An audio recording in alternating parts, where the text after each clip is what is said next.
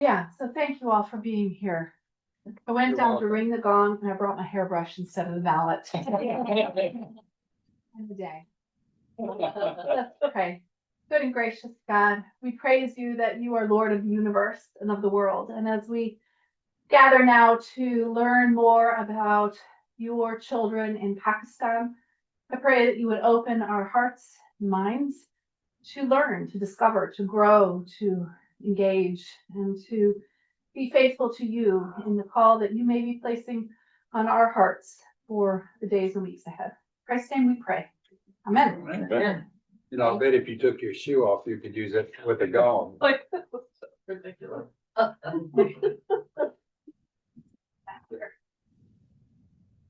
Okay, Okay. Are we on? Yeah. And we're recording. we're on. I think we're recording. Stop recording. We are recording. Okay, good. Yeah. So good to be with you again.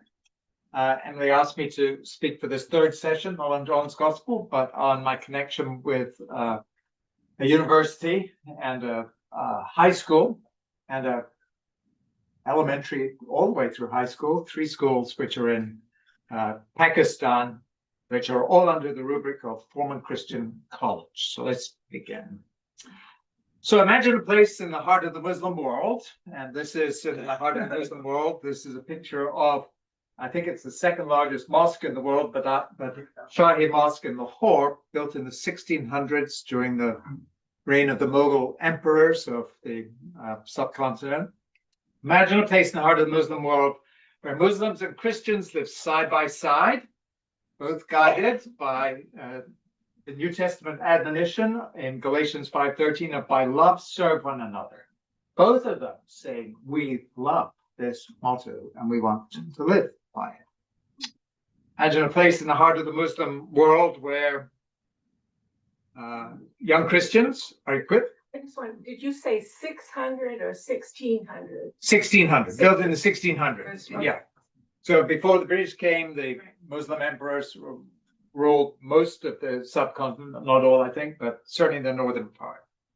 A place which equips young Christians to follow Christ. So out of a population of 250 million, 3.3 million are Christian. That's a tiny percentage, a tiny number. Publicly is allowed to read the Christian scriptures about Jesus in public settings with Christians and Muslims present, and a place in which lifelong relationships are built between people of all kinds of different backgrounds, economically as well as spiritually, religiously. Imagine that kind of a place in your dreams. You might say that might happen. Imagine a place that breaks the cycle of poverty, where Christians are the poorest of the poor.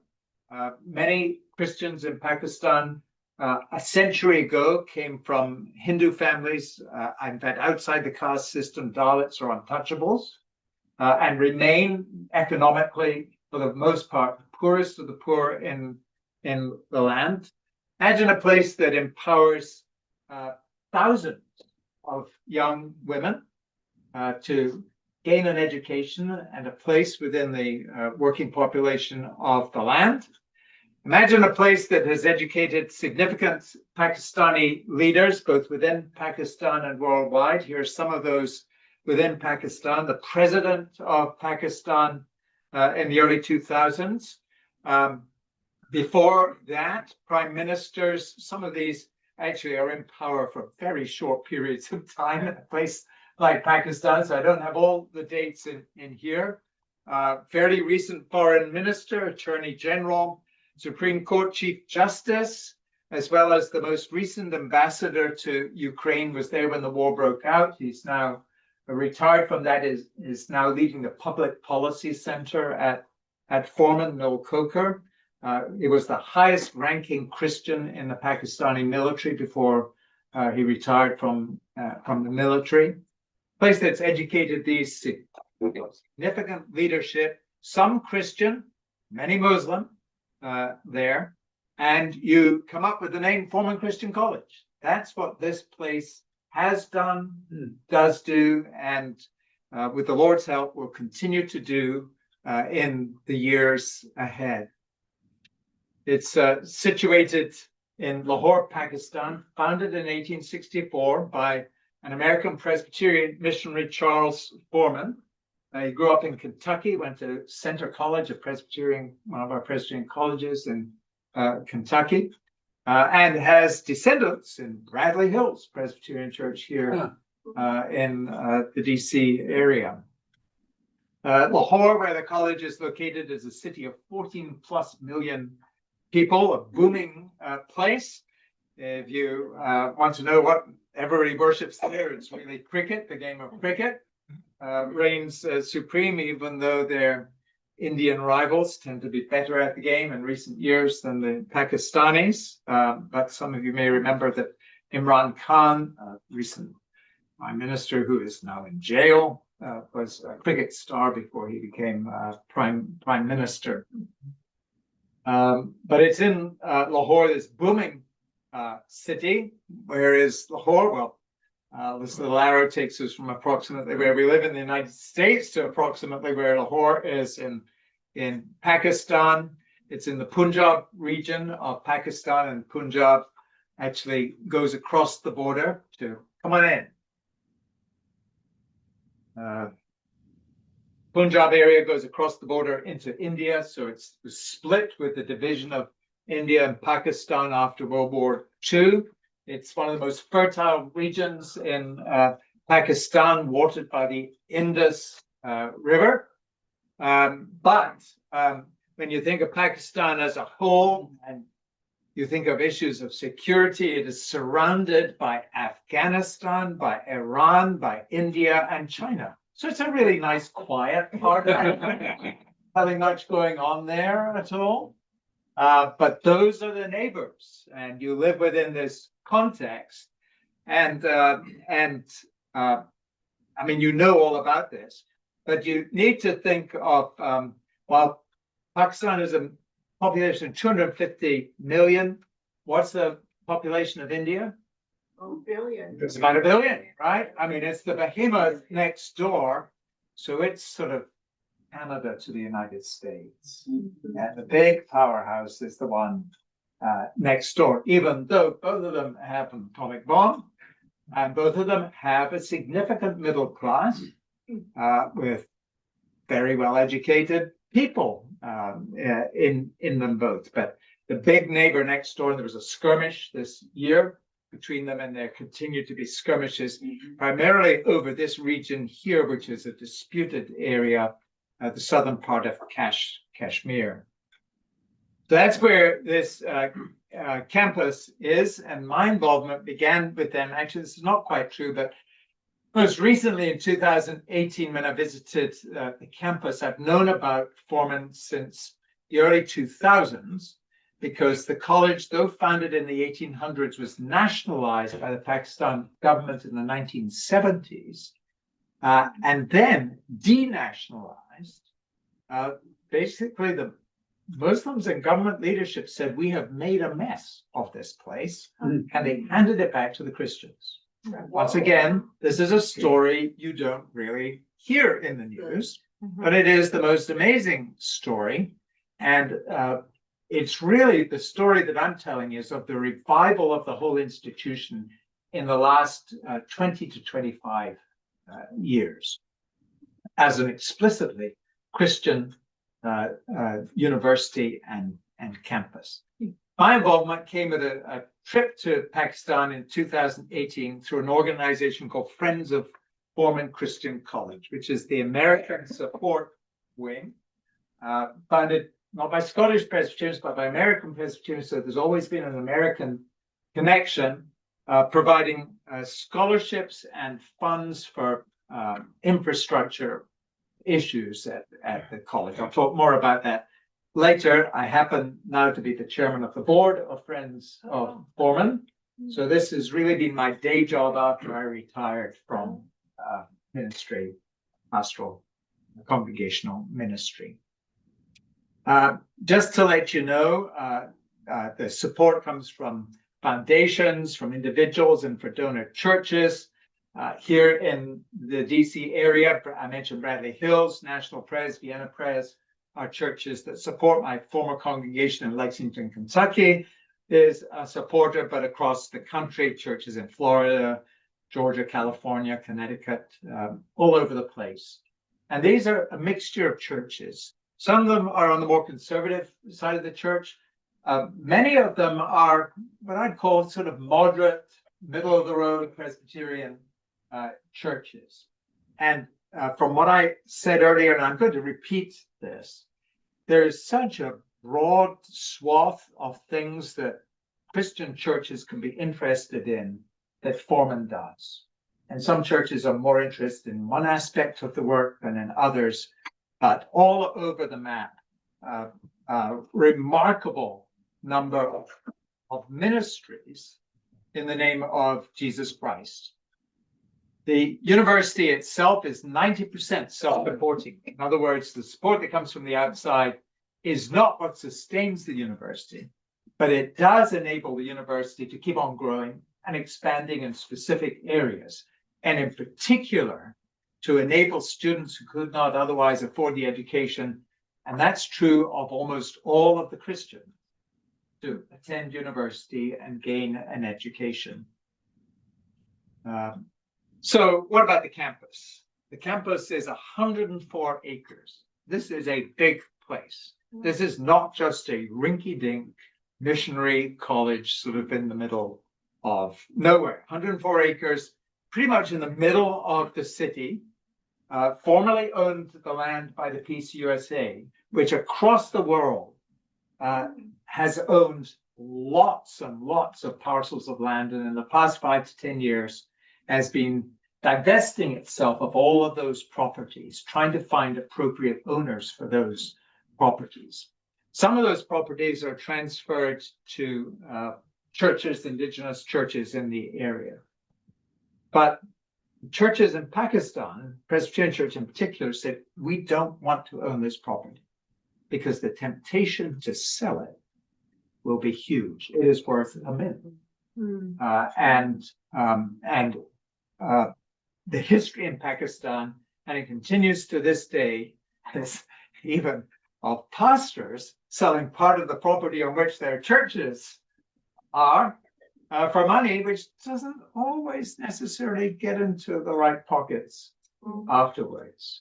So in a society where corruption is a part of the way of life, they basically said, you need to own the land. So the church, Peace USA, didn't want to own the land, so it handed the land to Friends of Forman. So we not only started as a support group, but we are now the owners of a major piece of property and the guardians of the property. It's held in trust. The trust says very simply, this land must be used for Christian educational purposes. It's a simple statement, but that's what we are. We're the guardians, owners of the property and guardians of the trust associated with the property. The campus is surrounded by walls and fences. There are at least 100, probably more than that, folks involved in the security of the place. Retired Army colonel is in charge of the security, and it's a pretty efficient operation there. So those who come to the campus, and I've heard this from Christians and Muslims alike, it's a place of safety and of peace and of harmony and of vibrancy. This is a place which is fully alive. It's also a place of educational excellence. The university part, and I'll speak about the parts in just a second, is in the process of being fully accredited by the New England Commission of Higher Education. So that's the group that gives accreditation to Harvard and Yale and all of the New England colleges. This same group is the one that they chose to seek accreditation through. And usually that's a 10-year process from scratch. And we should complete this in 2027 after about 7 or 8 years. So they are almost fast tracking us along this. And even though it's not finished the final steps, they're calling on rector, which is the name for the president, and the dean of academic affairs to be involved in other accreditation processes throughout the world. And many of the accrediting bodies in the US are trying to expand their accreditation process to colleges and universities around the world. So they've been involved in some in Saudi Arabia and in other places as well. So this is not just a rinky-dink little place giving out degrees left, right, and center. They are meeting American standards, and that is part of the draw of the university, that it is an American liberal arts education. And here's part of the dilemma: for approximately $3,000 a year. So just put your thinking cap on, and especially if you're a Pakistani immigrant who wants your child to remember their culture, and you have a choice between $70,000 a year for the education of your child and $3,000 a year with, if they do well, access, especially with accreditation, to any graduate school in the United States, that's a pretty good deal. And while I have assured Emily I'm not in the business of fundraising here, if you want a bang for your buck, you can educate somebody for $3,000 a year for a full year of their education, a first-class education, lifting some out of poverty. That's a pretty good deal. What's the national language in Pakistan? National language is Urdu And English. and So the classes are taught in English. In English. Okay. So the whole place is run in English.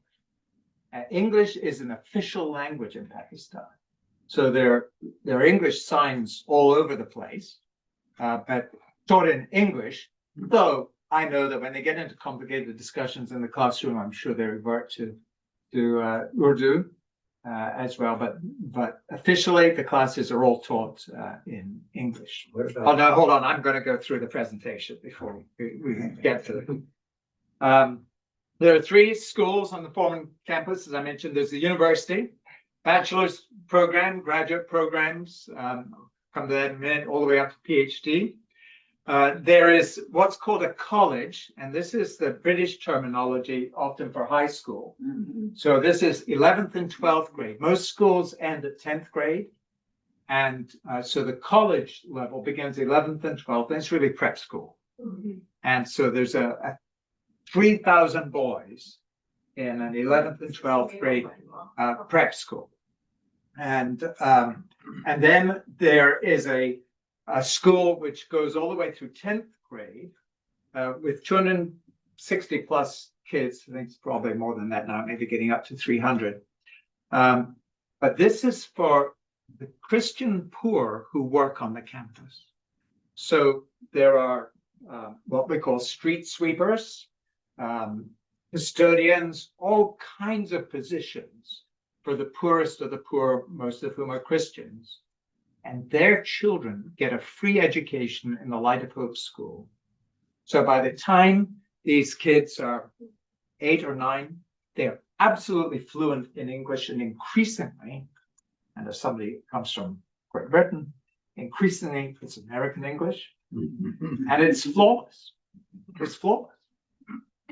These are kids who, and I've seen some of them as graduates, and know their parents. It's just a stunning one-generation transformation from absolute poverty to as good an education as you can get. And public presentations, which are first class. And it still sends goosebumps at me when I think about it. But those 3 institutions are all there. Here are some of the kids at the Light of Hope school. Please come before me and clear the way, and for protecting me, and for guiding me, and for helping me towards safety again. That could have been the Lord's Prayer, I'm quite sure. But this was a gathering, obviously, which I was able to attend. The Intermediate College for the boys. Here are the boys. Lord bless you and keep you.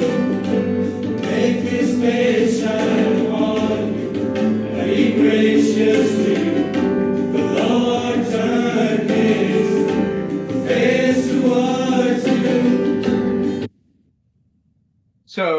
that just gives you a little hint of that. Then, as I mentioned, the university with 5,500 students, undergraduate programs, master's programs, and some PhD programs as well. This, can you see my, yeah, this is one of the women's dorms, the main women's dorm. It's actually built by USAID. And that's about the only USAID money on campus. Other buildings built just through donations from foundations and churches and individuals there. 1,300 students graduate each year. What about the mix of students who are there? By the way, down here is the electronic library. Almost all the resources, well, increasingly the resources, it's not a book library as we understand it, but it's access to world catalogs and so forth. And during COVID, Forman hardly skipped a beat. It was up to date on all its technology, driven by local needs. So if you've got, let's say 15% of your population who are dirt poor, how are they going to learn anything online? How are they going to get a computer which is good? Well, you have to assume that if they have a computer and you will want to get them a computer, it's the lowest grade possible. Therefore, everything you are doing as much as possible is in the cloud, so that all the computing power is in the cloud and not on their computer. So the ability to provide the cheapest computers that can access the cloud and do all of the computing on there, this has been a part of their fabric of their working before COVID and on through. Of course, some don't have computers. In fact, I met a student who I said, no computer? He said, no computer. What do you have? Pulled out his cell phone. Said, what about writing a paper? He said, on the cell phone. Wow. You go, Yeah. like that. Just like that. His brother is a co-worker. You might get him sometime. He is staying at home, earning, co-workers in Pakistan earn about $3,000 a year. And he's doing that. He's doing a younger brother through years. When you get somebody and they're not speaking too well, that this brother speaks well. In other words, he's educated, but he doesn't have a university education. And he is doing this to support, actually, he's doing it to support his family and send his brother through the university. So enrollment by religion, well, the percentage of Christians is still pretty tiny. It's actually this year, this is a little out of date. It's around 11 or 12%, but it's been hanging around that. Remember that the population is, what did I say, 3% or maybe less than that. But the Christian percentage is way above what it is in the country. So, but it's still Muslim. This means that Muslims are meeting Christians in a way that they would never have done before. So there are many Muslims coming who have never met a Christian because the Christians are dirt poor. They live on the wrong side of the tracks in so many ways. And so you've got this influx, and some of them are middle-class Christians, but most of them are poor and very much need scholarships. There's a tiny segment here which says other, a growing number of Sikhs, and an American Pakistani Sikh is now beginning to provide scholarships for Sikh students there, and some other minority religions as well. One tends in Pakistan not to speak of the name of the religion, but you speak of the majority community and the minority community. And part of the reason for that is any danger of falling foul of the blasphemy laws, where if you say anything negative about the prophet, it's like that. But you can speak about all kinds of other things, as long as that's not perceived to be what you're saying. There's a safe way of speaking about the different communities. Part of the role is not only to raise up the educational and economic level of the Christians, but to equip the Christian church with leaders. And there's a chapel There are actually 2 mosques on the campus, but there's a chapel on the campus. And there's a Christian Life program, which is very similar to campus ministries in the United States. But of the 500-600 students in the university segment, huge number of them will come to these programs, which enable them to think through not only their educational life, but their Christian commitment as well. 3 vibrant congregations meet on the campus. This is Pastor Reuben of the Presbyterian Church. There are about 600 who worship every Sunday there. They are no longer in the chapel. They're in the main auditorium next door. It's packed. I preached there 3 times. And he translates for me, and I can laugh at it. And I say, how do I know that you're actually translating what I'm saying? Because I know 3 words in Urdu, maybe 2. And he said, you're just going to trust me on that. And so we have a good time together, but he's a very powerful, wonderful Christian leader. There's an international church, a fair number of Africans in the church, a few Koreans there, but there's also a Korean fellowship that meets on campus, and there's a pretty strong Korean support of Forman as well. And in fact, this summer met a whole group of Korean students from one of the Christian universities in South Korea who were visiting the campus, and some of the other mission work that they support in Pakistan. There's a religious studies department, which comprises of both Christian and Muslim. Once again, this is not a story that you would normally hear told, but they are in the same department with each other. You can get a BA in Christian studies. You can get certificates in Greek and Hebrew, and many church leaders are coming just for those certificates. And you can get a Master of Philosophy in Biblical Studies, and obviously the biblical studies taught by the professors. One is, I remember, from Switzerland or Germany. 2 are from the United States. One is a Pakistani. I'll come back to him in just a minute. And sometimes they have guest professors.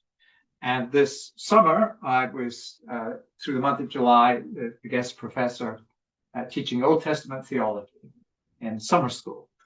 So this was all of July, 3 days a week for 3.5 hours, Monday, 3.5 hours, Wednesday, 3.5 hours on Fridays. So pretty intensive stuff.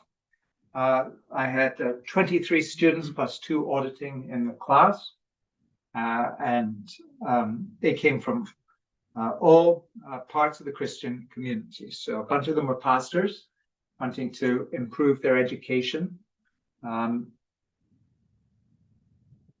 Some of them were Bible translators working with a new translation into Urdu of the scriptures. One of them was a school principal of an elementary school. 2 of them were professors at university, one in mathematics, one in literature.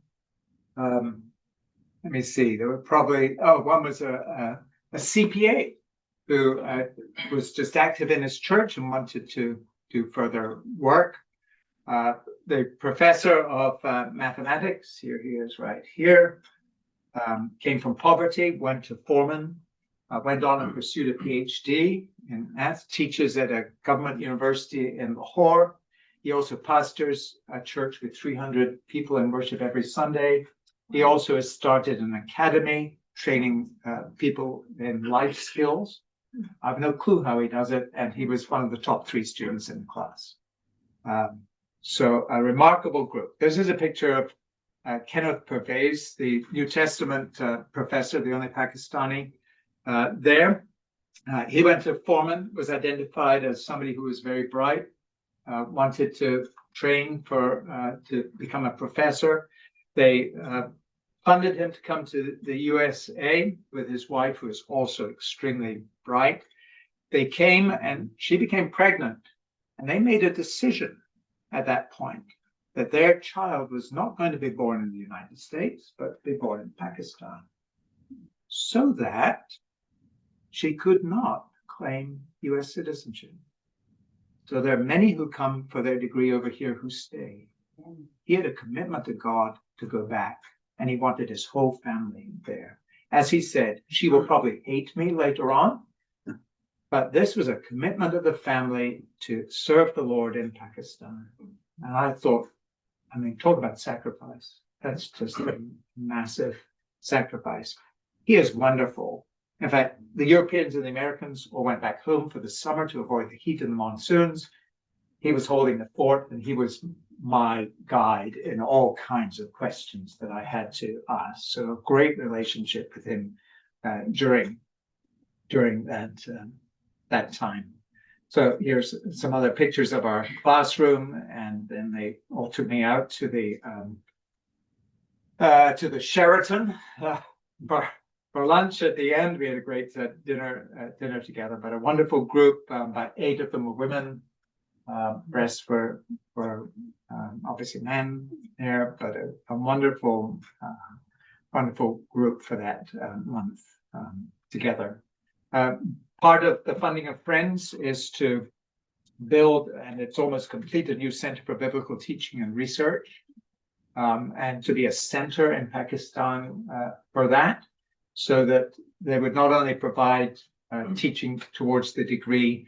You saw certificate in Greek and Hebrew, more and more certificate courses for Sunday school teachers, for adult Sunday school, for all kinds of Christians wanting to get something which says, I've had some education in this.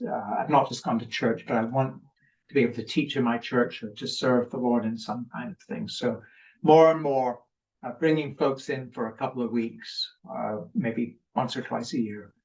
Somewhat in line with so much of the online education that's going on here, where you have to turn up somewhere for a few weeks and then the rest is online doing that. Another of the major goals, not only strengthening the Christian church, but empowering young women and remarkable leadership in the women. Many of the Muslim men especially have never been in a classroom with a woman before. And they're being asked to speak and to find their voice in a place where they haven't generally been allowed to have a voice. And the Pakistani church is still very male-oriented. In most of the churches, there's no women's ordination. But as throughout all of the developing world, the Pentecostal church is growing. And they tend to be more open to women in leadership than other churches. So almost half the student population is female. Just now it's in the high 40s just now. And this is a significant difference from other places of education. So not only are the Muslim students meeting Christians for the first time in significant numbers, and intellectually gifted Christians whom they've always thought, well, they're just sweeping the streets, but they're meeting intellectually gifted women as well. And without doing much more than that, you've already transformed a huge swath of this society simply by the very existence of this place. Slightly off track, but every time I've been with a group, we meet with students, both Muslim and Christian. And the Muslims, as much as anyone else, say, this is a safe place to discuss ideas which I would never feel safe discussing outside of campus. This is a safe place to meet with people I would never be able to meet with outside of campus. So the word safety, intellectual safety as well as physical safety, comes up a great deal. For the Friends impact on campus, of all the scholarships, the college itself gives out scholarships, but we provide about 51% of the scholarships that are there. So this is a huge part of the ministry, is to provide scholarships, focusing largely on women and largely on Christians. For the women, this is Muslim and Christian women. So that's a huge part of what we do in sustaining some of the buildings. Light of Hope School that I mentioned, all of it funded by Friends, groups like that. Let me just come to the end, because I've got to go out of this to hear from Tom Taylor, but I don't know if you have any funds with the Presbyterian Foundation, but the Presbyterian Foundation accepts endowment funds in churches and gifts and so forth on behalf of the church. Tom Taylor is the president of that. I'll get to a video of him to end with in just a minute.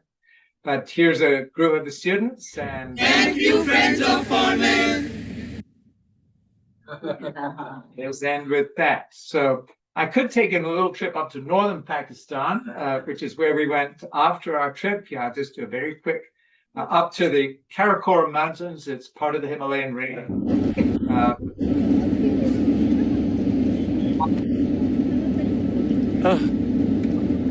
It's just Stunning.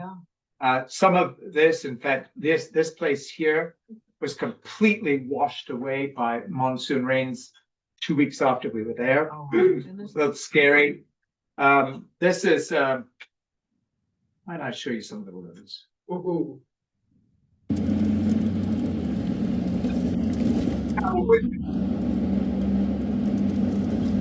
Along the Indus River Valley, the farm.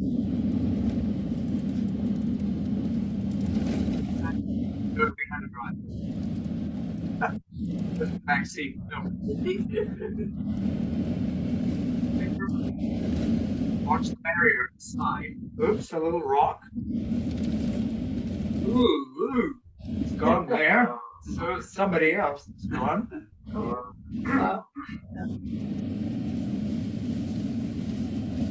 that.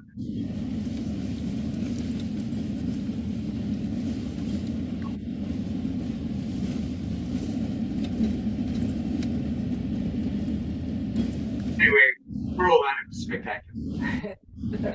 And this next one is up in about 30 miles, 40 miles. This one's 50 miles from the China border. And this is a place called Hunza, the Hunza Valley. It was an old kingdom in the pre-British days, well, through the early British days. But this is called, the mountain in the background is called Rapapushi, and it's over 25,000 feet. And its claim to fame is that the rise that you actually see is from, you see a straight 19,000 feet rise. And rarely anywhere do you see anything like that. They claim it's the highest single rise that you're looking at. So when you get to Denver, you're already a mile up. So you don't, you know, they're high, but you don't see it at all. The starting point. Yeah, the starting point. So it was spectacular, and you can't really hear it, but you can hear the Muslim call to prayer there as well. But let me end, if I can get it, with I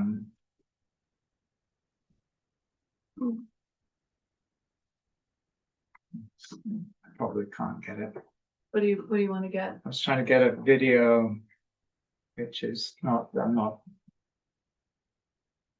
getting out of this.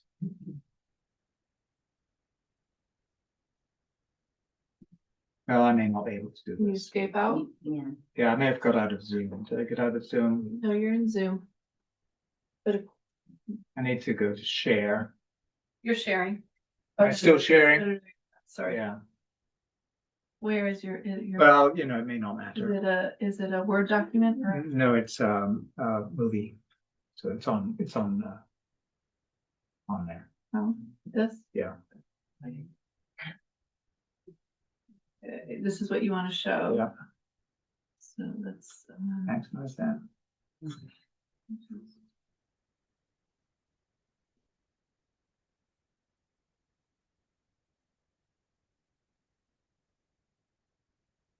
Well, it doesn't matter.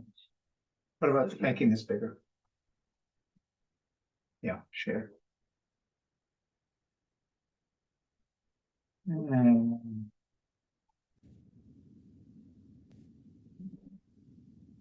This? Yeah.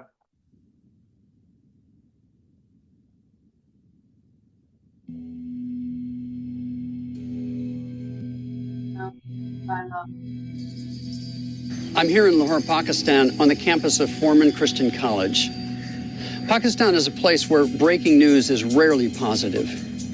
The economy often teeters on the brink of collapse, and political unrest leaves future leadership unpredictable at best. But through it all, this is a place where Presbyterian mission and ministry has lifted thousands of lives for 150 years. Today, the Forman campus provides education from preschool to PhD. For Christian families, Forman is a haven in a country where several million of them make up just over 1% of the population.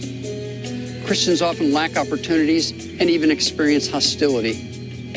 And while Pakistan has often been a hotbed of religious and social unrest, Forman is successfully bringing Christians, Muslims, and many other perspectives together, forming lifelong friendships and shaping tomorrow's leaders. Forman has the possibility of changing the world, and it's already doing just that.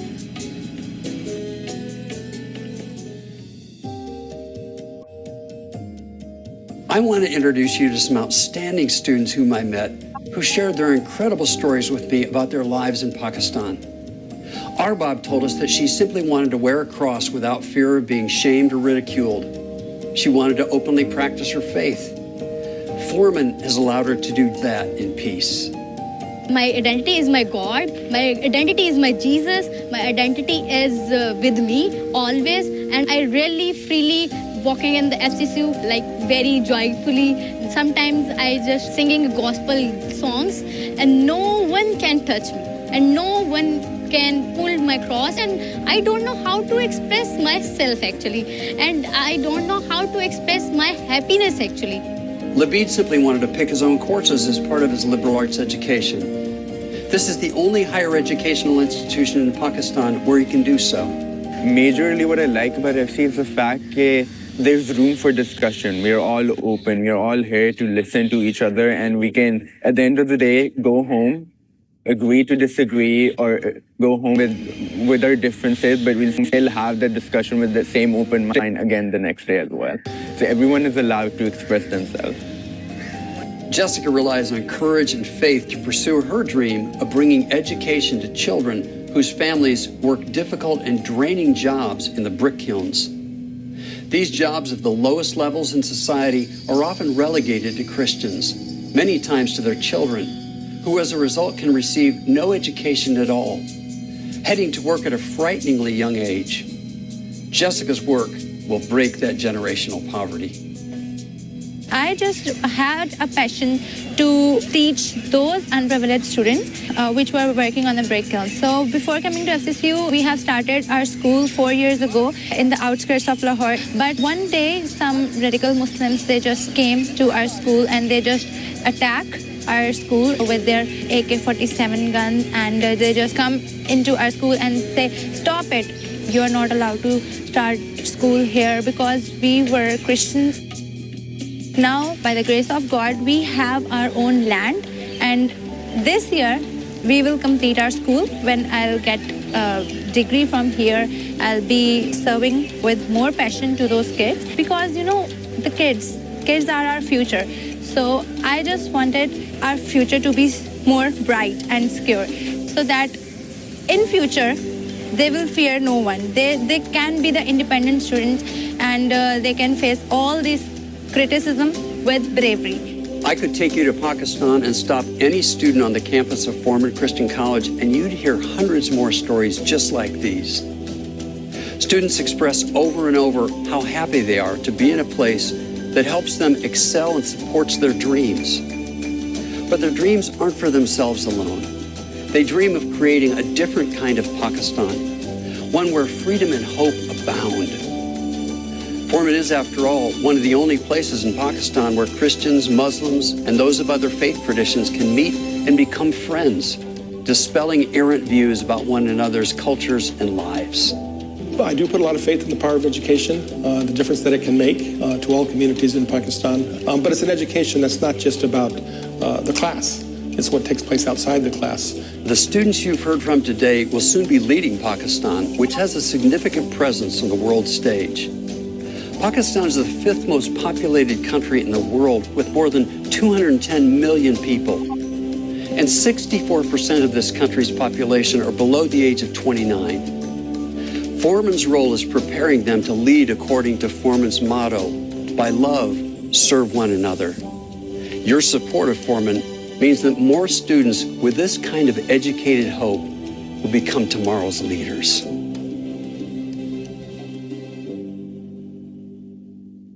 Okay. See if we can do this.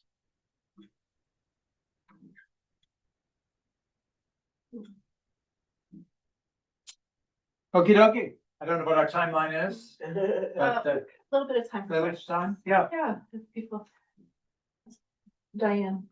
Yeah, I wondered how women get into your university program if you don't accept them in the college program. So there are women's colleges of the same I stature. see. In fact, there's a Presbyterian one in Lahore as They well. can learn English. Oh, yes. So many of them are learning English earlier, probably through their churches as well. And so English is an official language of Pakistan. And like many places, it's sort of number one on the educational thing. You've got to learn English to just get off the ground. But so many of them will find support in their churches. There's a whole network of Presbyterian schools in the Punjab. So the Presbyterian Education Board, and just out of interest, the Outreach Foundation, which helps with many churches with mission, has a link to that. But probably through their churches, their names will come forward. And at a certain stage, I say they're Presbyterian schools, they're Episcopalian schools, there are all kinds of church schools in the ghettos as well. So the students will be identified at certain stages there. But Kinnaird College, so women's college and university in Lahore as well, but there are ways to do It's that. separate Forman. It's an independent institution, but it has a Presbyterian heritage as well. Yeah, I'm somewhat blown away by your presentation. And on one of your charts, you used the word oasis. Yeah. Of safety, I forget, you had other terms, education, love, open dialogue, etc. I'm inserting those into what I think the oasis was, but because I don't know a lot about a lot of these countries, certainly not about Pakistan, except you hear in the news. But the assumption that I've always had is, they're teetering on the brink of Muslim oligarchy, not tolerating. I mean, I remember we had our church trip to Turkey and Greece after we went to Israel. When we had our Israel trip, we brought our Bibles with us, and when we were at different sites, we would read the Bibles and be led by our pastor and the guide that was there. In Turkey, we were told, don't carry your Bibles around with you. I mean, you can't do any of that stuff in the open. So the fact that the government, I don't know if tolerate is the right word. You had some interesting comments at the beginning about the fact that this university is here, very successful. It's attracting a significant number of Muslim young people in addition to the poor Christian community that's there. And I'm just curious of maybe if you can comment a little bit more of how the government or the leadership in Pakistan tolerate. I don't know if that's the right word. I know you commented that there was security around it and there was a fence around and stuff like that. It just kind of, it blows my mind a little bit, to be honest with you. I mean, it's wonderful. I mean, oasis is a wonderful term that you use, but this, and it seems to be growing. And how does the leadership of Pakistan look at this? So everything you've said is true. It's all true together at the same time. And so best book I've read on Pakistan is called The 9 Lives of Pakistan. And it's about 6 years old. Declan Walsh was a journalist for Guardian and the New York Times. He was thrown out of Pakistan after living there for a decade. And if you wanted to hear stories about how Pakistan is teetering on the brink, it's a good book to read. And all the contradictions that are part of life there. So that part is true, but nothing is homogeneous. And what you get on the news tends to be homogeneous. So amongst educated Muslim Pakistanis, they actually believe the constitution, which says that minorities will be respected. That's what the constitution says. So they're constitutional oriented people who say, and the Christian and the educated part of the Christian community claims this legally and so forth. I mean, it's working to make sure this gets out publicly. So they want it to be that. They know about the rest of the world. They don't want to be the pariah of the world or be perceived that way. And so you've got that group there. Much of the persecution, and there is persecution, is sort of racial and economic as well as religious. So you've got mass movements of persecution and so forth in one ghetto against another ghetto, looked down upon by the authorities, but they can't do anything much about it because there are imams speaking. There's an increasing influence from Iran. Many of the imams get trained in Iran, and up north in particular, there are pictures of the Iranian leadership posters around there. You've got all of these things that they are trying to balance with each other going on. But there's a significant group which is okay and actually has read the Quran and knows that the Quran speaks very highly of Isa, that's Jesus, and wants to hold to that particular line. So it's a massive mix. It's a dance, which is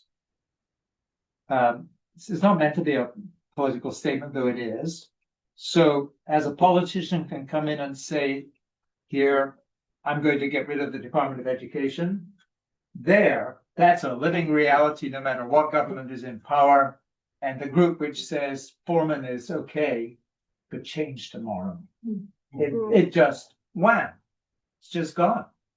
And so the college is accredited as well by the Higher Education Board of Punjab. And if the governor of Punjab says no go, it's over. I mean, just like that. So, and it's not a thing you can do about that. So all of that is working. So we're in this window, and it's like a window that we need to make the most of while the window is open. Wow. And the window is open. And maybe it'll stay open for a long time, because there are increasing numbers of Muslim employers who are finding that their Forman graduates know how to think for themselves. They just haven't been given the party line, and they desperately in a world setting for business need employees who are trustworthy and who know how to think. So and it's just 20 years since the renewal. So there's a ton of stuff happening and just taking root. So it's sort of exciting, but it's fragile. Yeah. Just a detailed question. Is this a residential college or they commute? So most commute. So most are from Lahore, but there are a few thousand who, the boys' college is a mix. I don't know how many, probably 30-40% are residential. The university would be less than that. Hope Tower has, I think, 500 beds. So we're always looking at residential. I mean, that's part of the infrastructure issue that we would help support there. So my students, for example, many of them would commute an hour into class 3 times a week. One of them came from a town called Sialkot, 3 hours away. He got on the bus at 5 o'clock in the morning to get to class at 9:30, and then home again and work. And he was pastor of 5 churches, the senior pastor of pastors working in 5 congregations. I mean, you go, how can you do this? Do that in this country. Yeah, he gave up a high pay. Lots of Pakistanis in the Gulf states he was getting promotions all the time, felt God's call to go back into ministry. And this is a guy driven by a sense of God's call. Remarkable there. Yeah, any answer? Yes. Yeah, I appreciate you clarifying that at any moment, the game can change. So how do they reconcile this constitutional law that you described with Sharia and the Hadith? Because it seems to be in major conflict. Well, basically, the Constitution was established when Pakistan was established, and it was a little like Turkey in the secular Islamic days. And so it's there and it hasn't been changed. But very quickly, within 5 years or so, Pakistan was declared to be an Islamic state. And it's part of the unresolvable issue. And so the answer is, I'm not sure there is a resolution. At one time, one may win more than the other. It depends on the judge. But once again, if you can get Christians, as we have had, or graduates to become Supreme Court justices, then you've got more of a chance that the whole thing will balance out in the end, and that the desire for justice, as we understand it, would survive. But it's a game, it's a dance. Yeah, it seems like it's just a bubble. It's and absolutely very fragile surface. Very fragile surface. Yeah. What about we have a kind of a undecided Muslim living in this country, would like to get a higher degree, get to college, about a Muslim here wanting to go over there to get the degree where he could actually afford it. Would this be a possibility? Yeah, that absolutely. There are a few. Yeah. I don't know that there are many right now, but there are a few. And any Christian, any person in the US could apply to go if wanted. Right. So yeah, I mean, it's open, but especially once it gets full accreditation, I mean, they'll be looking at SATs or ACTs or whatever it is we look at there, but they're also bringing, I mean, the students are basically on a far more of a British model of education. So they are working on different standards and trying to make them equivalent to understand them. Last question, Penny. Yeah, on the video, there was this one lady that was saying how concerned she was when they had the armed people that came in with the AK-47, yeah. And she was worried about that. Did it happen a lot? Has it only been that one time? Also, I mean, safety, I wouldn't feel safe being there myself, let alone like your children going, even if you lived in Pakistan, because you know, who's to say? I mean, I'm going to throw something else in there. The $3,000 for the tuition is great, but how on earth does it fund? How, I mean, just security alone. I know you get funding and donations and stuff, but I mean, it's just incredible the amount of money needed to keep this in American terms. Yeah, to keep this bubble safe, you know, and to keep the children safe. And well, everything is dirt cheap compared to here. I mean, price and the salaries that are paid. I mean, part of the dilemma is, of course, the dream of coming to the West or to the United States, where you're going to get compensation, which is just completely unimaginable there. So, but prices are very, and as I said, a co-worker working 40 plus hours a week, when you were here, is getting $3,000 a year. And so, and is living in a 2-bedroom, well, not a 2-bedroom, possibly a 2-room house, maybe bedroom is too nice a word, concrete place with a couple of places where you can go. So the costs are just different. In terms of safety, well, of course, those who grew up there, that's the world they know. So would you, so there, I've got a pastor friend in Anacostia, put in bulletproof windows 3 or 4 years ago. Didn't want his kids shot. But he's been called to be a pastor in Anacostia and he wants to live in the community. This is in our own country. back in 1971, when I first came to this country and told some friends, they said, how can you possibly go to the United States? You'll get shot. I mean, that happened. You just need to know that happened. And so there's perception and reality, and yes, there's danger, but you sort of get used to a certain level, and then for the most part, you don't think about it. When you're there, you don't think about it. You just go about your business, and this is what happens. Thank you so Okay. much, David, really. Hang on, hang on.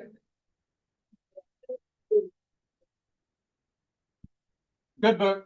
Want to read it? All- Good to see you again. Thank you very much. And